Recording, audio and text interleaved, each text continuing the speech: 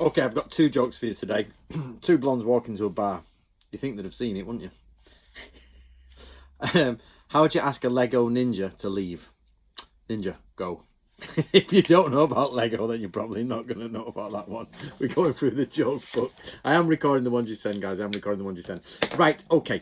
It is Friday. I'm going to wrap up this week of stuff with this video on basically absence of evidence is not evidence of absence, which I'll explain to you in a minute, which is something I've been getting for years, but it's misunderstood.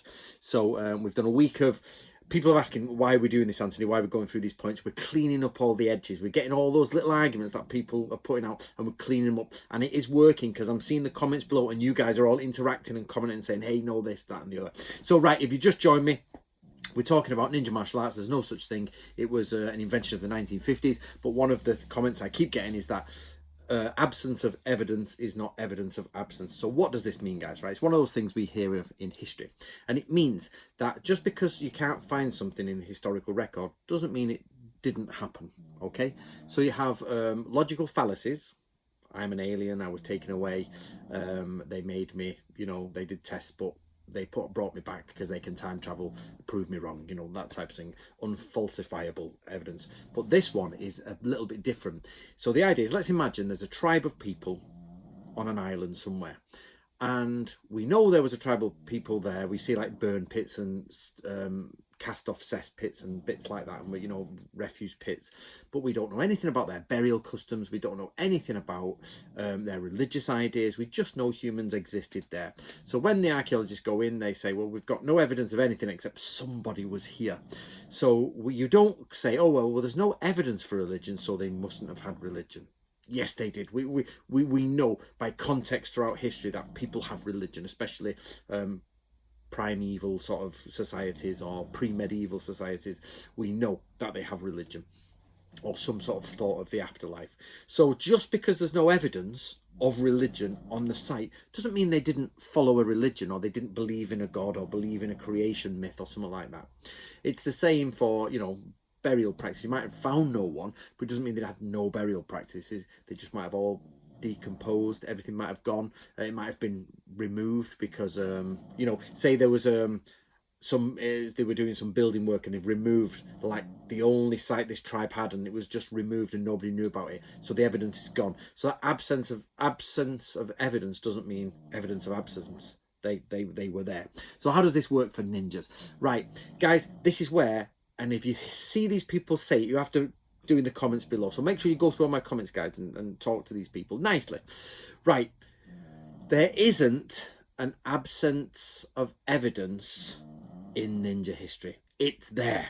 It's there. So the way history works, guys, is you go from a planet wide, you zoom out with the god eye, and you look down and you're like, there's my planet, and you zoom in and you're like on the closest piece of little shard of evidence, a little kanji on a document or something, and you can zoom out a bit more. You've got the entire document, you've got hundreds of documents, you've got documents and swords and archaeology, and you just zoom in and out like that. That's how history works. And what we do is if you go too far out, you'll be like, oh, I don't really see the picture, I can't map it together. And if you zoom too far in, you can say, well, it's too narrow, we don't know what's going on in the area around them. So in history, you have to zoom in and out with your god eye to just check that you're putting it all together, and you have to use a critical thinking mind, and one that is free from bias. You can't say, I want this to happen, so I'm going to look for this evidence, which is exactly what the Bujinkan do. Basically, they've been putting books together and things like that for years, and all it is they're like, we believe X. And you say, well, why do you believe it? Because Hatsumi told us. Okay, well, why? Who told him? Well, Takamatsu told him. Okay, well, who told him? Well, this guy we don't really know. We don't, all gets a bit thingy there. So you're like, well, why do you want to prove this story? Because I believe in it. Okay, so what research have you done? Well, I found these bits that sort of, if you piecemeal them together, will make the story look realistic. Well, that's not history.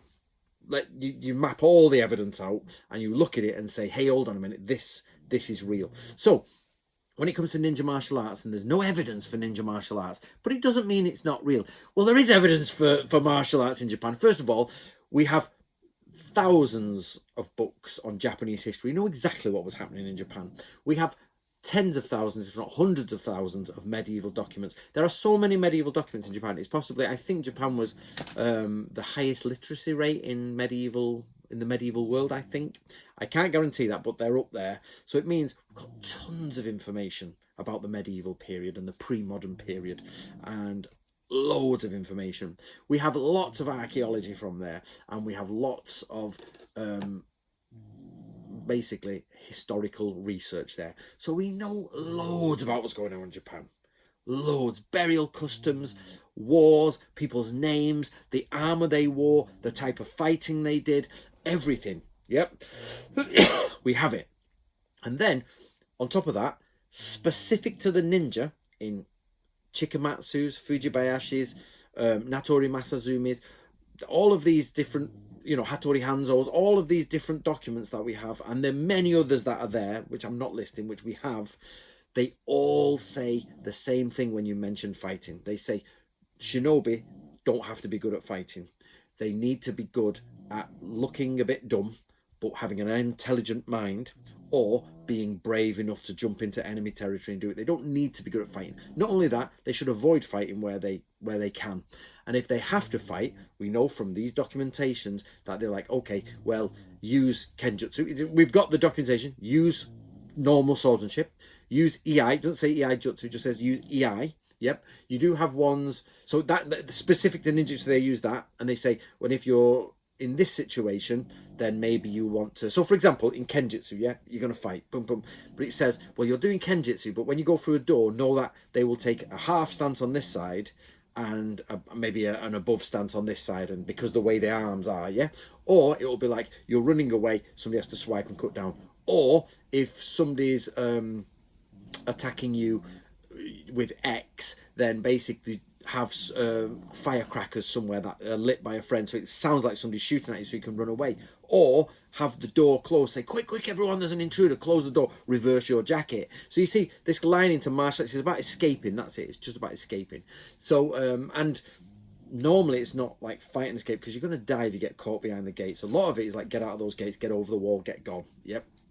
So, we have, this is not a case of there's absence of evidence. It's just not true. We have thousands of documents of evidence on what Japanese culture was like. The problem is in the eye of the beholder here. The problem is on that side of the screen, where people are going, ninjas have a martial art. No, that's like saying, let's look at medieval England and there's butchers. So imagine somebody in Japan became obsessed with English spies, yeah? So just imagine it in the reverse and you'll see how strange it is. Somebody looks at, what is the guy's name? He was spy master to Queen Elizabeth I. I can't remember his name, but he had a network of spies, yeah?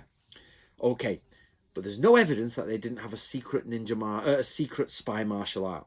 There's no evidence. So absence of evidence doesn't mean it's evidence of absence. But hold on a minute, we know the weapons that they were using, we know what type of fighting was going on with long swords, we know the different masters of the long sword. Are you telling me that inside of all of Queen Elizabeth court, and inside of that where they're learning to fence, they're learning rapiers, they've got, shield and rapier, they've got like baskets, double-handed swords and all the same as Musashi and all that, they're doing all this. You're telling me that inside of that, there's another secret way of fighting that is totally different. Yet the history says in Queen Elizabeth's time, if somebody sees you, run away quickly, or get through the gate, or very quickly duck down if somebody's going to attack you. Oh, no. They still have their own single fighting called spy martial arts. Okay? So now you imagine that somebody in England has created this spy martial arts. There's a secret martial art that Queen Elizabeth I spies used. Oh yeah, no, it's not the same as the knights, and it's not the same as any of that, no. But I know we've got documentation for all the knights and everything, and we've got all the documentations for everything, but no, these used a secret one. And dress up as spies from Elizabethan period, and then we're going to teach you how to fight, but even though you're dressing slightly Elizabethan, we want you to use 20th century sports gear with an Elizabethan hat, because people wear black karate gis with black karate belts with ninja tabi and all that. And then we're going to teach you this special spy jutsu. Yeah? I hope by this point, guys, you're like, that's ridiculous. That's what it feels like to a Japanese person who knows about history. A Japanese person who knows about history goes, you do what? So they say, and then you say to them, yeah, but there's no evidence that the the Elizabethan spies didn't fight with this own specific hand-to-hand combat fighting. And then you say, well, hold on, this Elizabethan spy has said just use the normal sword fighting from such a dojo and use normal sword fighting from such a dojo. Yeah, but that doesn't matter, ignore that. What do you mean ignore that? There's no absence of evidence. And it starts getting like, you're like, they'll do anything to be like, I believe, Father Christmas is real, Santa Claus is real, or the Easter Bunny's real. Okay, I saw a bunny print on Easter Sunday, the Easter Bunny's real. It's like, yeah, but you see a bunny print every day when you live in the countryside, and you see rabbits every day. So just because they arrive on Easter Sunday doesn't make the Easter Bunny real, does it? Yeah, but I saw it on Easter Bunny. Well, what about the rest of the year, mate? You see what I'm saying? So it's not that you can't say absence of evidence is not evidence of absence, because there's plenty of evidence. It's when you have no evidence that you can say that. And then you can only say that when you have pieced everything together and you go, okay, seems realistic. So for example, if we found, so here's an example, what martial arts did the assassins or the Islamic assassins used, where we allegedly get the word assassin from hashashin? What martial arts did they use? They apparently were trained in a secret location, which was outside of normal society, learning how to murder. They should be famous. What is their martial art? Anybody who's done the research, they might say, well, actually, they were just using this Persian martial art, this Islamic martial art, this martial art, this, you know, somebody might pull out and say, well, actually, they're using this type, or they use no martial arts. They were indoctrinated to the point where they would just kill, and it doesn't matter. They just lash out until they died, and eventually you kill the enemy. Whether, you know, you're stabbing 30 times and they're stabbing you 50 times, you're both going to die. It don't matter. So, you know, that's one of the big things people don't understand about medieval violence is if you don't care about dying, you'll kill someone. It's the only reason martial arts don't work is because most people want to preserve their own lives. If you don't want to preserve your own life, everyone is hard. Everyone is dangerous. You give anyone a knife and then send them up against the best MMA fighter, and just get a person with a knife is not very hard, but they're determined to kill you. I'll tell you what, the best of MMA, well, Mike Tyson's not coming out in a great way, so I'm just going to leg it up and start knifing me with 2 knives like that. Box all you want, mate. You know what I mean? You've got to knock me out in one go while I'm cutting at your wrists and I'm cutting at, you know, and I've got a helmet on and I'm just stabbing you. You've got to knock me out in one go or you're dead. I don't care if I die. In fact, I hope I die. You know what I mean? That's one of the things that Ralph Cardio Hearn, I believe it was Ralph Cardio Hearn, or it might have been the other one who does the Japanese thingy, and he said the Japanese will literally walk in a loincloth, just take a knife. You know, you're allowed to carry like short swords, even up until late Japanese time, late Edo period, and for traveling and safety purposes, and they will just kill you, and then they will commit suicide and throw themselves off a cliff. Said, what are you going to do? You've got no chance. You know what I mean? You're going to die. So, you know, that's how he says they're fanatic.